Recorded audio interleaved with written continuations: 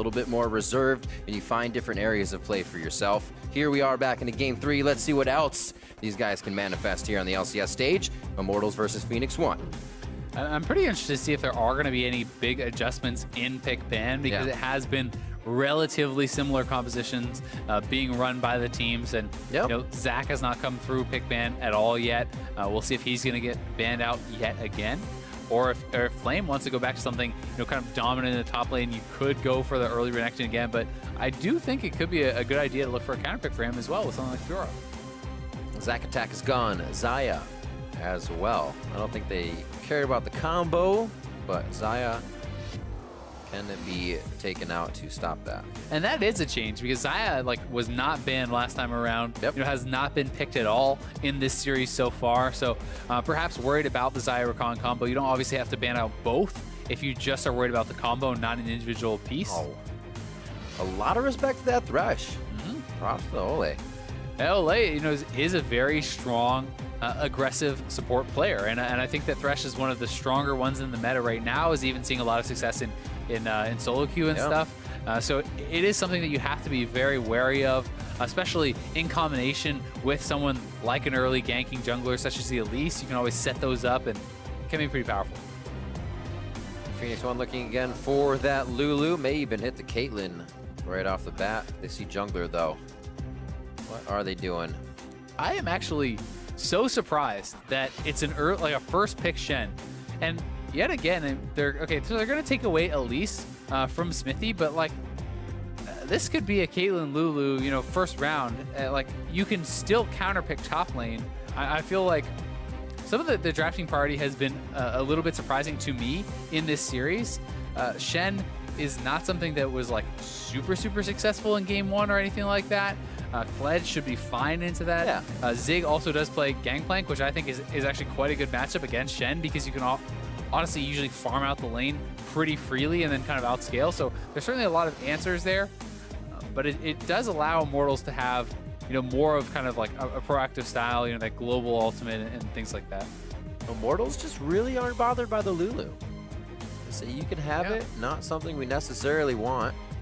And Shady likes it. It's something that had been first pick worthy and ban worthy all through, you know, NALCS playoffs and even at MSI and things like this. So it is strange seeing the change in priority there, and even giving over the Caitlyn and the Karma. That's such a powerful combination there. So Phoenix1 is hoping to really get an edge in the jungle. I'm expecting to see jungle bans, you know, against Smithy, try to push him down the tiers, allow Inori to try to abuse him, whereas Immortals, I think they should be banning out AD carries. Put Arrow on something that you can bully in lane. You know, ban out the Varus, ban out some of these safer picks perhaps, and use this Caitlyn Karma lane to really try to abuse them. Still have the Ashe to pick if we do go down the line of 80 carries. There's a Varus. Ezreal's on his side. Yeah, the Ashe is a good call out. That could be the other ban. I mean, Olaf already taken away, so that's one expected pick. That's what Inori used as an answer into the Elise last time around. So you take that off the board. You could also go for something like a Kha'Zix if you're worried about that. And then you could see Immortals banning out Ashe or something along those lines. But I guess it is just the one pick that they're really kind of worried about, the Elise into Olaf matchup. Syndra Ashe, final 2 bans in phase 2. Your last 2 picks here from, or last single pick, and then 2 picks from Immortals. Will it be the Cog? They have the Lulu, which almost spells Orianna in a pick, but there's still options. It definitely does, but the other thing with that is if you pick Kog'Maw now, they can say, hey, you probably want Orianna. Exactly. We'll take Orianna, right? And that's something that you could do as a bit of a takeaway. Kog'Maw can be very effective. We actually saw some pretty wacky compositions at MSI, specifically from LPL representatives, where they actually did no shielders with a Kog'Maw and a Kled composition, and they essentially had so many threats that it made the Kog'Maw kind of have some freedom, and it was pretty funny to watch. All right, so a little displacement. Well, it's going to be Gragas jungle, actually, you know, with the Shen top. That's true. Gragas jungle, you know, we saw Dardoch play it earlier. Can be okay, but even in that game, he got quite behind on the early clear. A lot of champions do clear a lot faster than the Gragas, which is why we kind of more often see it in the top lane. That said, it still can be a very big playmaker. He can farm reasonably well once he has some levels, especially once you're on that Runic Echoes. And we have Pobelter taking the Oreo on away, kind of as expected. So, wow, Talia. Not a bad matchup. Usually gets pushed in a little bit, but Pobelter wouldn't have too much trouble under his turret. We'll also have the help from McSmithy there. McSmithy not as aggressive on this Gragas early game, can still get some work done, and that's kind of what Inori is expecting from him as well, as McSmithy has stated. I'm going to try to be a leader for this team. And it always makes it very scary for Kog'Maw, right? You don't have a dash. You have to play pretty safely against this Gragas. This is not Arrow on a Caitlyn. If you step forward and you get Body Slam Flash, Body Slam, Taunt Flash, these sorts of things, the follow-up is very easy with a Shockwave, and you can get taken out so quickly. That said, you kind of are expecting there to be some side lane focus, perhaps on the top lane, as Shen is not the strongest in the 1v1. Obviously, you can kind of like maintain your like even CS and that sort of thing. But if you could see Talia going up top, getting an advantage for Kled along with the Elise, that's something that they could look to focus. And you always want to attack the global instead of kind of going to the bot lane and having Shen ult in. You just go to him and try to take him out at the source. Well, we will see. Flame from Jarvan to a Renekton, and now a Shen after having a great Renekton aggression game. Still be a little aggressive on Shen, but he's going to keep that idea of lane splitting down so the team can do well. Phoenix1 back to the Kled in the top lane for Zig, but changing it up with the Kog'Maw for Arrow. That protection from Shady's Lulu has been something he keeps going to. We'll see how we get into game 3 here as we load it onto the Rift for Immortals versus Phoenix1. I'm definitely expecting P1 to play a little bit less crazy at level 1.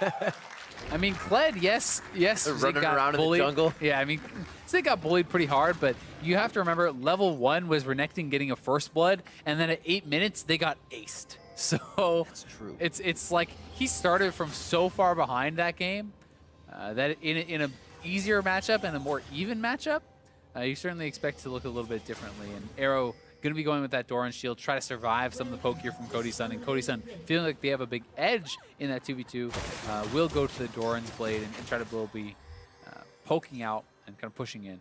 And as of last game, I remember we were saying, Inori's not going to take Elise. Why would McSmithy do that? And now he's playing Elise this game. So as a takeaway as well from McSmithy, as he did have a pretty decent game on that Elise, Inori will put that back in his champion pool for this game.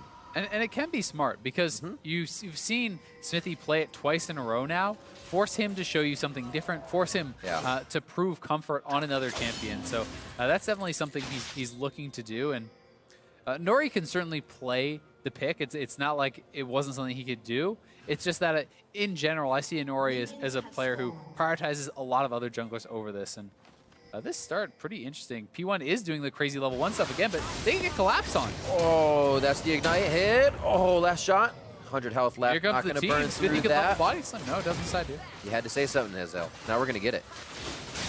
There's no blast cone as they took it out early. These are just going to walk themselves out, but they have disrupted a bit of the early jungle. Let's see how the start goes. Should be okay, but Raptors. Yeah, I mean, Ryu is actually trying to steal away the Raptors. We'll see if he gets it. Got 3. That is very frustrating for Smithy because he doesn't get level 2 then off the small Raptors, and his blue buff is being stolen away. So if Inori could get right back over to his blue, he could get a 3 buff. He may just want to try to go for a full quadrant clear. There's a lot of different options here for him, but looks like he should have the 3 buff as Smithy's actually just going straight topside where his blue buff's already gone. That's going to be painful once he recognizes the wards are there. I mean, actually, he knows, so he's going to change his path up here from wherever that situation happens. Bot lane getting pushed in to start things off. We'll see what Smithy's choice becomes with this level 1 here. May not get too much help on anything else. And Krugs and Gromper do pretty hard to do without a start. Yeah, it definitely can be. And Smithy taking a little bit of a weird path. I mean, he starts Raptors, gets a lot stolen away, then goes to Wolves. Now back to what I assume is going to be red, but he's spotted out. Maybe he's, trying to... Yeah, it just seems like a pretty strange path overall. They did just ping where Nori was, though, correctly on that, and they actually think there's going to be a gank coming towards that bot side. Careful. Ole says, I'm going in. I'm going to get a ward down to make sure that is the path. So good communication here early game for Immortals to make sure nothing too big comes of this. Yeah, Arrow and Shady kind of struggling a bit here, though. Actually, 3 CS out of the first 3 waves. So 3 out of a possible... 12 or so CS there that he could have gotten. He has a few more to try to pick up here, but not only has he been getting pushed in, he's actually been missing the last hits on almost every single one. So whether that's Shady not prepping them properly or whatever it is, definitely some things going wrong in the bot lane. Another situation not equal to last time, but that kill pressure here for Shady's down with that ignite. Immortals knows it, and they're playing even more aggressive. Now into the turret, a missed one there. That's another missed one. Oh no, stayed alive. The turret not doing enough damage just yet, and a happy Arrow is able to pick these up. Good job with Shady getting a little help. The minions get that one, and it is just tough for them right now. And is that even a situation you call Inori down to, or is it something you can stave off, get to 6, and even out? I mean, Inori is coming down. So. You definitely can even it out. One of the big concerns, because they are staying healthy, so it's not, the CS lead is not the end of the world yet. For sure. It's not that big of a deal. What can become a problem is if you're constantly pushed in and you're missing a lot of that farm, then Caitlyn can have a free base and buy up a pretty good item, and then you either stay in lane and try to push it out with just your Doran shield, and he comes back with like a BF, or you match bases and you have a very poor item buy, and that's when it can sometimes really spiral out of control. Because for now, Arrow is essentially accepting that he'll lose some CS, but he'll keep health.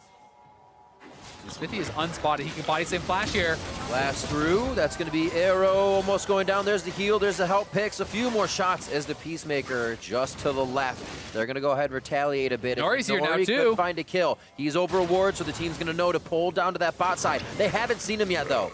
The minion wave. Oh, no, they did. They were baiting it in. I was going to say they're tunneled on the fight, but they knew the wave coming in would protect them, and they just let Inori hang out. And I don't know if we're going to get to see this again, but no ignite used by Olay. Cody-san could have flashed forward as well instead of going for the Peacemaker that he missed, and I think that should be a free first blood. I think that with the execution from Smithy, if there's the instant ignite from Olay, Cody-san just flashes forward and looks for the autos instead of the Peacemaker, Arrow should be 100% dead. And then with his lane advantage, that becomes a tragedy because he gets pushed in on Kog'Maw, he has no buy, Caitlyn could be massively ahead. So really, that's a pretty big kind of error there from Immortals. It should have been a massive advantage. Turns out not really matter at all. Almost happy with the situation of saying, yeah, we got him out of lane. Don't go too hard. Also could have been scared off there by Inori, but do as well feel that kill could have been locked in.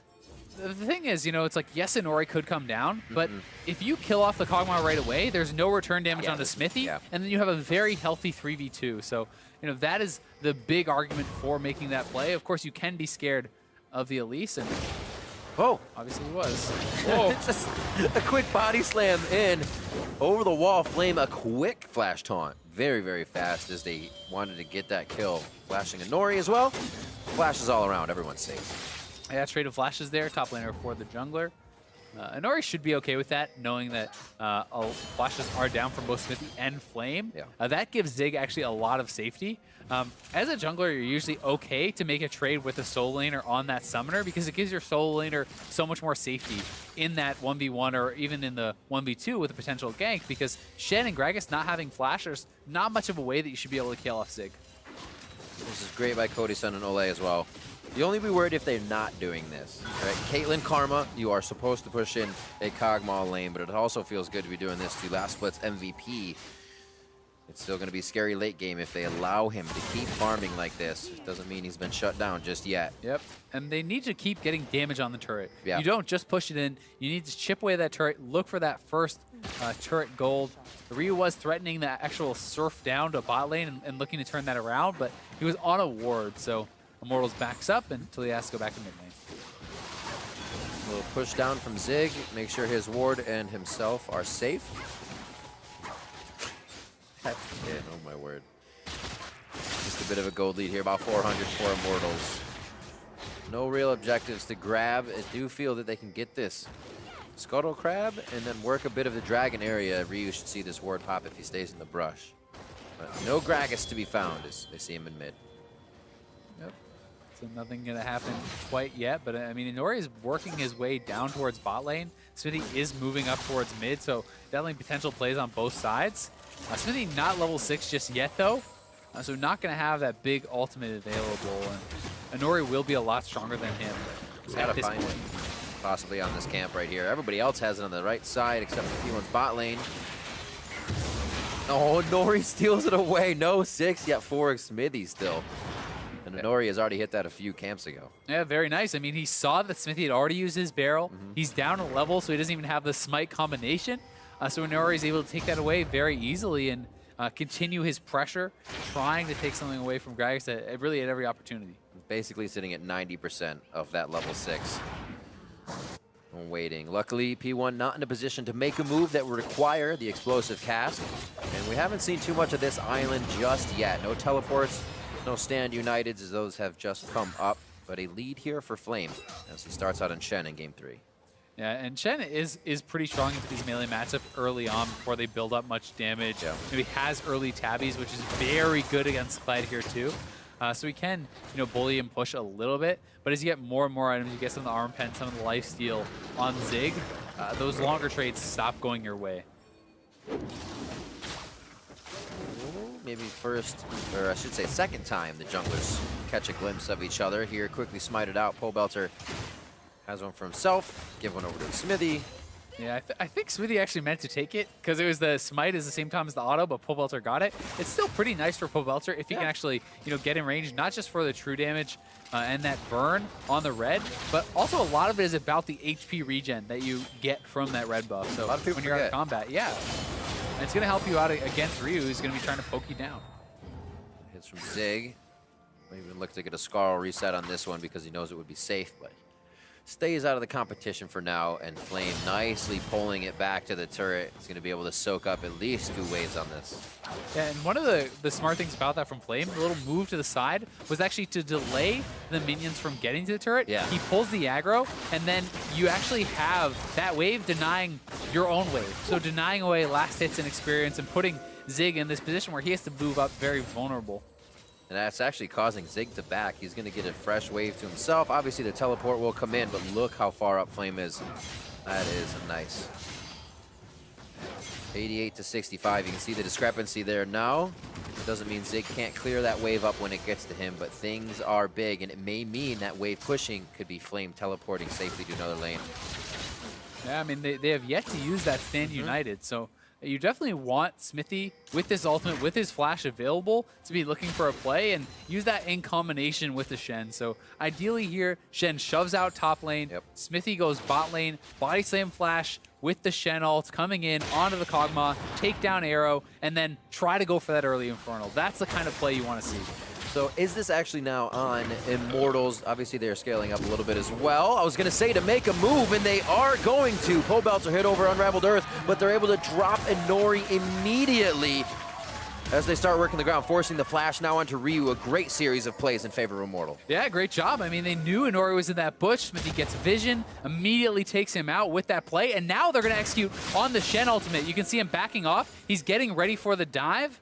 P1's bot lane already had to back off. They're going to have to sacrifice the turret, and then they can even look for Infernal here too. So P1 really kind of giving up everything. Basically answering the question I was just about to ask. When is the move made? You know you're more powerful than this Kog'Maw, and you will be for quite some time. When do you attack? And it was instant for Immortals in the mid lane. Exactly. I mean, it's as fast as possible, really is the answer. When you have the playmaking abilities up, Body Slam flashes almost unavoidable. It's very, very hard. The only way you can really avoid that is as soon as you see the body slam animation, you flash, but then there's the mind game of sometimes they won't even flash with it, and then you waste your summoner. So that's something they have to go for, and P1 is hoping to capitalize on base timers, because although Immortals is stronger right now, they just base. So if they get in this Infernal, that's very good for them. Smithy gonna look for the steal. The sweeper cooldown almost gets it on the barrel, gets closed up. Looks like Smithy may be able to get himself over the wall. Inori kind of wanted the kill, but then bailed out knowing it would be a problem. Great heal by Arrow, getting there in time. The wall coming in as Ryu starts to weave the team some kills, and that gets Arrow going. The Kog'Maw finds a kill after a strenuous then flash. Basic Smithy very low. No delivery. That's going to be taking one down, and there goes Ryu. A kill picked up and the retribution back. So Pobelter gets a little extra gold. The no follow over the Voidoos, but what a hectic fight to get some kills on the board. Yeah, they do get some kills. A critical that Zig actually interrupted the Stand United with his own ultimate. You can hear that global sound going off and stopping the Shen from getting in there and making it go even worse for his team. They do go down as far as gold, but they get the Infernal, and they get a kill onto Arrow, which is really the target you want. But this Hex, very smart from Shady. He was going to look for the barrel over the wall, then body slam in and smite it. So denying that combo, very big. And now, as you see, Shen goes for the ultimate, Zig blowing his to interrupt, and then just knows he has to retreat. And the ensuing fight, the Oh, commitment my here word. from Olay, he thinks he can take him out, but then Arrow there with the heal. The ultimate comes in from Shady. Olay is trapped out and does go down. Pobelter very strong though, and is able to come in and clean up a couple kills, which was so big for Immortals, because getting Pobelter going, I mean, it's been the strong mid laner that has been winning these first 2 games. Back to the phase, items coming out. A fist for Flame as he starts to get a little more HP, looking for that Titanic again. Infinity Edge finished up by Cody-san. Blade of the Rune Kings we saw from Arrow after these few kills here, and everybody got a little piece of an assist there, except for the top laners. They again stay on their island. We'll see what they can provide here. And Flame did expend his TP as well as the Stand United in the double. same play. So P1 actually has the global advantage right now with their teleport still available from Zig. So, you know, ideally they want to set up some sort of play before those cooldowns come back for Flame. And Immortals is going to want to try to play safely. If you have Flame right on Zig, you can play aggressively because you know he can interrupt that TP, but otherwise you have to show respect.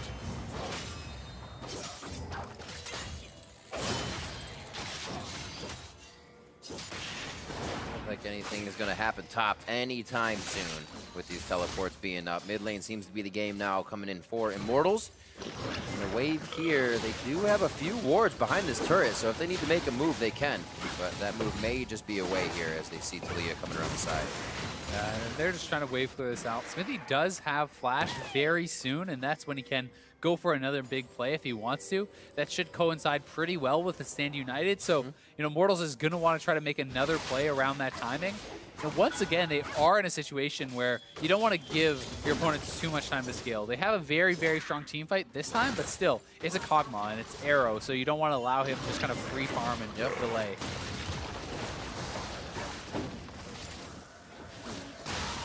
And nothing once again in mid. Bot pushed out by Ryu. That ult is up. He actually is going to be routed by all the members of Immortals, so he won't be creating anything to block them off. But Zig, however, is roaming down. A good hit onto Ryu, instantly found in the jungle. So like, Smithy going for a full plan himself. He wants to be the caller. Call is made. I mean, he's doing great. This is another flash, another kill. So, you know, 3 times now he has gone for those body slam flashes. It has worked out quite well for the team. Yeah. And 3 kills all over the Pobelter. Plus he gets the blue buff off of Ryu there. That is so good for Immortals. And here it is. They see him over the wall, body slam, flash, right in, ult him down. Pobelter refreshes his blue. Very, very good. Feels good. We wondered what that synergy would be like between those two, and they seem to move pretty in sync to start things off. Yeah, I mean, these are guys who won a championship together on CLG. They have played together in the past and know how each other play, and so far they're looking very good together. As we said before, it takes a little bit of that pressure off of Pobelter in the mid lane, allowing him to, once again, use that very vast champion pool. Split after split, he would be one of the guys who played the most unique champions. Now, kind of Ryu and others can say they do that, but it's the calls now that can be given to Smithy and that mechanic play put back into Pobelter's hands. Definitely. I mean, Pobelter is a strong mechanical player. He's a guy who has a lot of flexibility. Double flash. Oh my god, the damage. Super double flash. Smithy finds himself in a real bad spot. Living Artillery bops him on the head, takes him down, and Nori is gone as well. Jungler's out of the fight. Top lane's getting pushed in, and we just had a back from Zig, as he may have to teleport back to the top side to save that turret. Mid lane getting pushed in by Immortals, and man, things are happening in the blink of an eye. Yeah, another kill on Pobelter, but Arrow gets the counter kill, and they actually burst Smithy through the Courage of the Colossus shield, the Karma shield, the Orianna shield, and the Stand United. Like, he had so many shields, and he just got taken out, and now Cody-san in trouble. Want to shield with your shield? Flash over the wall. This is Ryu. He's got movement speed around the rocks. The jungle is where Talia lives. Throw another rock. One more. One, maybe. Oh, okay. I was going to say, if he got the kill on that, Zig ults in, doesn't even get the hit for assist. But it was to Arrow. So the double team there, 5-3 as Pobelter working on the side lane. The team's still trying to get something as they go for Rift Herald. They are spotted, though, and Shen is back, so they're going to have to back off the play. Pobelter is kind of just 1v1 against Inori in the bot lane, and Inori cannot deal with him whatsoever. So Ryu's going to have to come down. We'll see if they look to go for a play here. Pobelter could 1v2 against Shockwave. Oh, the true surf from coast to coast. Ryu going to Rift Herald all the way down and making himself present in the bot lane. That was actually very well done by P1, hitting the cocoon right into that Talia flip, getting so much damage and bursting down Pobelter, because if he lands a Shockwave, he actually 1v2s that. Absolutely. I was waiting for the damage. So was Ryu as he backed off slightly from the play. Inner Flame, looking for the Soul Flare Karma shot there with the Mantra on. Looks like this is going to fizzle out. Obviously, Inori is below, and Dragon is to be taken. Immortals getting so many last game. P1 says, we're not going to let that happen again. Yeah, P1 has the first Infernal this time around. They're already doing a lot better than the last time. But still, you know, it is a significant gold advantage for Immortals, and it's gold on a lot of their key members. But P1 are looking to try to force this. Stand United is not available, so they're feeling more confident to play aggressive. They're trying to get Xmithy out of the fight first. Like, they don't even care about Ole's health. They're saying if we get the jungler low, he can't get in the fight. How about dead if they can? But a great ultimate from Xmithy before he goes down. He'll be able to get away from the Cathy and some ride. And there's the double kill from Cody's son. Another one coming in from Pobelter. And now they're on the chase for Inori. Dragon picked up by Inori. So that going over. P1 still getting a little bit out of the fight, but losing so much and more to come. Yeah, I mean, they get something, but they thought they could force. Stand United is down. Pobelter's in base, but he gets back in time, and he's able to get so much done. Hits the key ultimate and has really been so big for the team this game. Ooh, the flash out as well. The turn from Ole as soon as Inori's Spiderlings died off. That's what he needed. A Volatile Spider not giving him enough damage. He'll get Scryer's Bloom back, but like we said, what is to come? 2 more turrets in for Immortals. Yeah, this gold lead is actually insane at 20 minutes. Over 7,000 up. They're pushing the top lane turret as well. Inori still caught here. Probably going to go down to Pobelter. Yeah, that's that. Oh. Pobelter had time to go kill a turret, casually walks back across the map, collects that gold. Thank you very much. 6-1 and 3. Pobelter is so fed. They're going to lose top 2. I mean, this game might just be over with this gold lead. They're calling Flame to the top side now. This is actually the chance that P1 does have to play around with some time, but Xmithy is there immediately. So the time they do waste in the top doesn't get a kill. That means the people that back from Immortals have all the time to get back to lane. We'll see this top side once again. And I mean, Flame is at a very strong point right now. He's up in farm. He has his completed Titanic Hydra, and that is actually something you really have to respect. Zig underestimating the damage. A little bit overkill in that flash, but I mean, underestimating the damage, thinking he can play aggressively. He's trying to trade out his mount, then remount, and have the HP advantage. That's what he's going for there. So risky. But with the Titanic Hydra and the taunt, you can actually burst him down before he can get the damage off for the remount.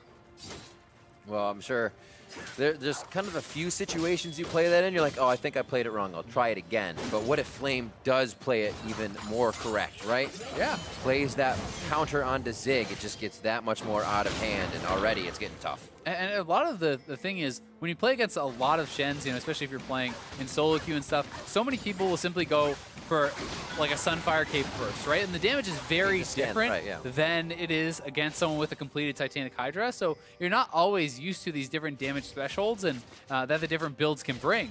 And he obviously underestimated there, but they're looking for a TP. They're going to try to get Pobelter, whole team coming up. Oh, there's the hit. It did pull Inori top side. He's going to be able to bring it back to himself. The dissonance was not used for Pobelter. Wall actually helps him out a little bit and allows Immortals to come back in. Ryu stopping his team from getting a full engage. A nice Soul Flare to stop and slow BP1 as to try to get out of this. The back line exposed to Xmithy. Now the front line to the rest of the team. A double kill dissonance. Coming in for Pobelter. 3 members of P1 in their eyes. Bot lane pushing, mid lane pushing, and Immortals is looking for another turret. Yeah, they're going to get it. P1 cannot stay around at all. That Stand United was so clutch from Flame. Not only is it about the shield, he gets in, taunts forward, absorbs the Kled ultimate, then Orianna, who's super fed, can turn around and put all the damage out. They can even continue to go. I mean, still 17 seconds on both the soul laners, really, and they're going to get an inhibitor. Yeah, there's no ultimates up on them either, so they are only home guarding to this inhibitor turret. I think they'll pull off here as nobody has started to step forward. They're showing the play they're going to make. At 23 minutes on the dot, Immortals breaks P1's base. 12,000 gold up. They are just looking so good this game. This again. And this is a play you have to be so fast on. You know, the Stand United coming in, sidestep on that cocoon. There it is. So the taunt forward absorbs that Kled ultimate. Pobelter's able to move back, then go forward with the damage as the rest of the team comes in. And they're just so strong at this point that if you don't eliminate Pobelter or Cody-san right off the bat, you cannot actually fight them. So Smithy has the confidence to move forward. So does Flame. And just look at that dissonance damage. Whew. He is so far ahead of Ryu. It's actually insane. Over 3,000 gold up, you know, closing in on 4,000 gold advantage just on that one player. And then, you know, almost 3,000 gold in the 80 carry here too. Like, yeah. Immortals is almost at an unlosable point. I mean, there's items ahead. Adaptive helm now onto Smithy. Getting all the items we need. Another Ardent Sensor for Cody-san. And it's not even in a kind of defensive position this time. Cody-san's using that to go forward, knowing it's giving him even more power. And the team is behind him as well. Adaptive Helm is actually pretty good against the Leah because of those rocks. It's constant damage coming out. And I do believe it actually works on the mixed damage, you know, of Bladed Rune King and stuff too in the Hogmod W. So, whoa. Cool. Well, that hurt Pobelter. He took a few of those Bio Arcane Barrage shots from Arrow. They do have to be wary. Once a team like this is pinched in, kind of gives P1 an advantage to hit up a lot with what Talia can do, but also Flame, Smithy, Pobelter can get one hell of an ultimate if they can get all of P1 around an inhibitor turret. Yeah, and in my opinion, the play here for Immortals is you go to Baron, you send Shen bot. If they try to contest, then you just TP, you ult in, right? There's no TP on Zig, and they know that because of the recent play in topside. And if they send 5 there, you just back off and you allow Shen to actually push into this turret. But Flame is not pushing. He's actually farming wolves right now. You really want to be shoving up and making the most out of this map pressure that you have. Well, to the book, Shen bottom. Here we go. Flame's going to start pinging on the turret. Now they try and keep eyes on Nori and Arrow, but also make them think, you guys have to fight us for Baron as they start to get in position. Zig's called down to the bot side here. Remember, it's a double teleport, a Stand United, and TP for Immortals to work around the map with, and they will start the Baron. They're going to start pressuring P1 into the fight. And this is still pretty early. I mean, Smithy's taking a lot of damage from this. This is not like a 30, 40-minute Baron, and P1 looking for the engage. Stand United is available, though. Whoa. They don't even need it. They're just going to try to back off, and Shen is staying on the inhibitor turret there. Good disengage and use of the Ghost from Pobelter. Very nicely done. Zig thinking he would get in with the ultimate. Really the first time we've seen him on him on his Kled kind of be routed, not able to get those ultimates in. It seems like Immortals knew those picks were going to happen. They haven't minded Lulu. They haven't minded Kled. They came prepared for this game. Now they're heading on to the Baron. 12-4, 26 minutes in, and they do have a few members on that right side of Baron to stop it. However, they're just letting kind of Flame do his thing here. Yeah, not getting the fight they want, and they're not pressuring what they have to do. And Flame can continue to push like this. He doesn't know where everyone is, so he is going to back off for now, allow them to reset. But, I mean, you should go get your buys, and then you just keep pushing this advantage because he's up a couple levels. Kled is not really going to be able to run him down with like a Black Cleaver and a Hex Shrinker. He's not going to have enough damage to do anything. And you should be able to eventually whittle down those inhibitors. They'll make it. That's going to help a little bit. Cody-san will eat that Acathian surprise. Not a problem for him at this point in the game. He'll be able to heal back up with Warlords quite easily, as now they're pushing mid and top, able to work 2 lanes. Bot lane is pushing away from Immortals, so P1 has a bit of breathing room there, but already open inhibitor. Not like it matters too much. Yeah, I mean, you hit the taunt flash, take down Arrow, and now they can probably get at least this top inhibitor. Right? You'd think that they could move down and take the second inhibitor tier 2, because their item advantage is so massive.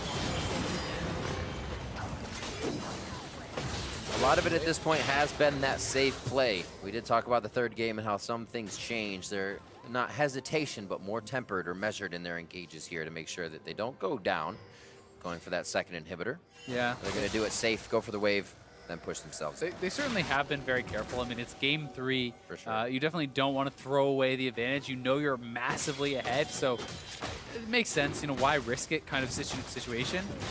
That said, the longer you do kind of do things like this, there comes a point where you should push the edge because you give your opponents a lot of chances to come back in. And here should be that taunt flash coming in. Yep, there it is. Nails it, and Arrow taunt flash into the trap. No chance to actually flash and get out.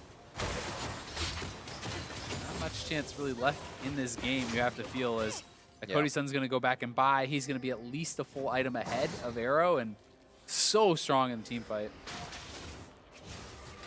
Bot lane doing a bit of the stepping up that we looked for them to do here in Cody Sun and Ole. Pobelter as well, showing the consistency in these plays, making sure he's top KDA. It seems like Xmithy has relieved a bit of the leader pressure from him in the mid lane. I mean, the last 2 games, Cody Sun and Ole have matched up very well against Arrow and Shady, and this is absolutely, you know, Shady, yes, he's a newer support, but Arrow is the MVP, and they're doing very well. Like, the amount of growth that we've seen from Cody Sun and Ole has been pretty incredible. From, like, you know, all the memes and stuff about Cody Sun feeding early in the season to where he has come now. I think he's actually, you know, definitely one of the top half AD carries. Airborne is Ryu. He hit the ground, and he hit the ground running. He's going to be able to make a double taunt on the backside. Shady and Nori both locked up in the fight as Arrow is looking for safety, and he can only find it next to Zig. They're trying to get out alive, but a flash is forced by Zig, and Immortals basically owns the map. Yeah, they can just run it down mid, take down that inhibitor turret, get the last inhibitors here, and then they can look to end the game. There's no way for P1 to really respond. They're just going to go straight for the Nexus. And they're even taunting on. They know they can take the fight and the turrets all together. Super minions crashing in from the top side. Inhibitor in the mid to be taken down. Looks like they're going to walk on by it. There goes Arrow doing what he can now with the Cathian surprise. It's not going to be enough. And Immortals, after going down in game 1, are able to take 2 of their own and take down P1 on day 1 of the summer split. It's a big win for them. New team, Smithy coming in. You're playing a 3rd place team from last split. They lose game 1, but they're able to come back and win. And Smithy was so good in this last game. I mean, yes, it's Pobelter who got extremely fed, and he's the one who's going to look like the star in the later stages of the game. And Pobelter played very well, but Smithy moving around the map with body slam flash after body slam flash, finding picks, finding these advantages, and really pushing the pace for his team. I was so impressed by how he played. This is the best game I've seen from Smithy in a long time, honestly. And you can kind of say this for both. Shady has been there, but awesome to see both teams with, say, acquisitions do well with those new people in the spots. Xmithy coming into a spot, Shady now confirmed in that starting spot. Both actually showing well, which means great things for these teams, because usually that first 5-week falter can put a team in a spot they don't want to be with a new player. It definitely can, and I mean, Flame showing up here too for Immortals. Really, the whole team did play quite well. You know, Flame going up against Zig, who I consider to be one of the better top laners in North America for sure. And 2 games in a row, you know, dealing with the Kled very, very well. You know, the Renekton game you can obviously blame on level 1 First Blood and things like this, but Flame smashed him again on Shen, and that was like a straight up 1v1 solo kill. There was no big advantage that was gifted to him. He earned it on his own and played very, very well. Flame's strength in the side lane here in his picks, kind of the same minus the Jarvan game, as he had to come and fight with the team more, really allowed P1 to pick that Lulu and Immortals not to care about it. If they're never fighting that squad 4 on the side, Flame's always causing to distract and have that Lulu. They gave it to him every time and still couldn't make a Juggernaut comp. Yeah, I mean, and it's really just the fact that they're able to play to their game. They're able to push the pace early and not allow Arrow to kind of get to that stage where he can take over. I mean, even from the very beginning, how hard they were getting punished in lane by Ole and Cody Sun was very impressive. I mean, he had 3 CS off the first 2.5 waves, had been getting bullied out quite hard, and then you add into that the gank from a Smithy, the movement around the map from him, capitalizing on plays everywhere. They just got put so on the back foot. You can lose 1 lane, you can maybe lose 2 lanes. You can't lose all lanes and be behind in the jungle and expect to win. Right, always having speed at that support. Immortals all over the map. We're actually going to see the last fight here as they were able to push in and be the catalyst to the victory. The strength of Shen, as we said, the mobility. I'm sorry, this was the Gragas engage. Yeah, and everywhere. Once again, I mean, Gragas had been big all game. Body slam flash, knocks in Pobelter. He's taken out. In the backside, you have Flame zoning out 2, hits a double taunt, and Pobelter pushing them all back. I mean, P1 was just so weak in comparison that they couldn't stand up to an even man fight, or even really like a 5v4 in a lot of circumstances, because of the power of Immortals. And they knew that they had the advantage. They knew that they could just go straight in and end the game. And Arrow even kind of walks up here, and there's actually a hidden trap under one of those minions that he actually walks forward. See, he steps on that trap and then does get taken out immediately. So definitely a bit of a frustrating game for him. Wasn't really able to make anything happen. Very interesting to see Immortals start this. I should say good for Immortals. Not interesting. Any team could do this, but to start off this strong, and teams are closing out games. Yeah, there was a bit of hesitation. Expect that coming into week 1, but nothing like we've seen previously where teams just flounder about and say, I think we might need to force a scary Baron 50-50 to win. None of that stuff. Pretty clean endings. And for a first-hand account on that series, let's hear from Freak and Immortals' new jungler.